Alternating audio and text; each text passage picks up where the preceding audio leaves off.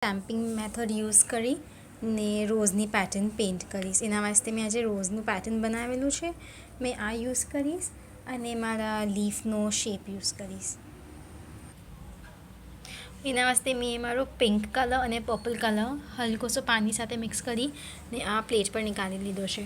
હવે મેં મારો સ્ટેમ્પ લઈશ, એને આ પિંક કલરના અંદર બરાબરથી ડિપ કરીશ.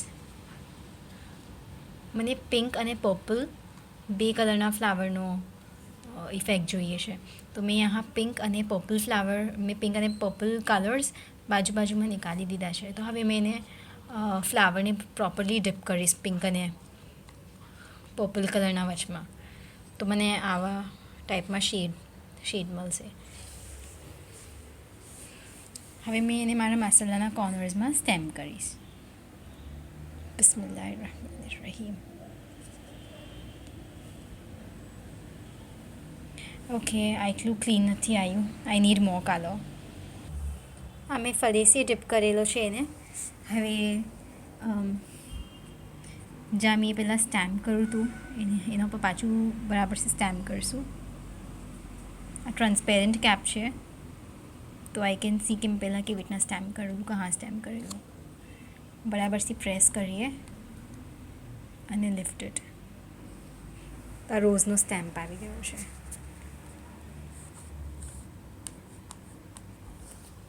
પાછું આપણે કલર પેલેટમાં ડિપ કરશું.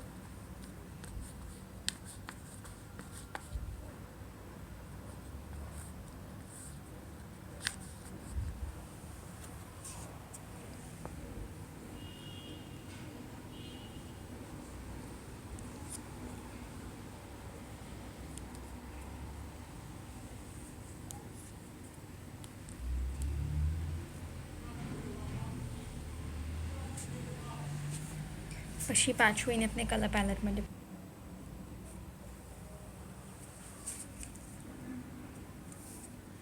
અને આ રોઝને અહીંયા સ્ટેમ્પ કરીશું.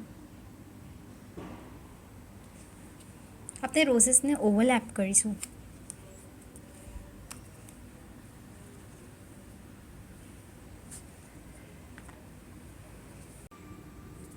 હવે આ લીફને મેં ટેપ કરીશ. મારા બ્રશમાં ગ્રીન કલર લીધો છે. હવે મેં આ લીફને ટેપ કરીશ.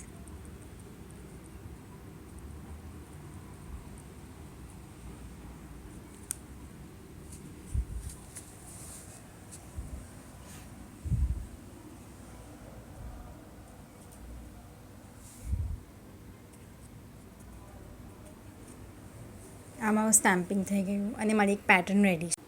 આ પ્રિંગલ્સની બોટલ છે. આને આપણે લીફનો શેપ કેમ બનાવવાનું મેં બતાવું છું. મેં આ સાઈડથી એ બોટલને પ્રેસ કરીશ, પિંચ કરીશ.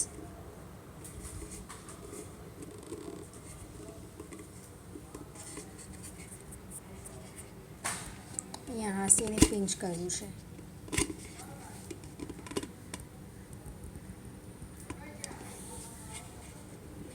આવો શેપ આવશે.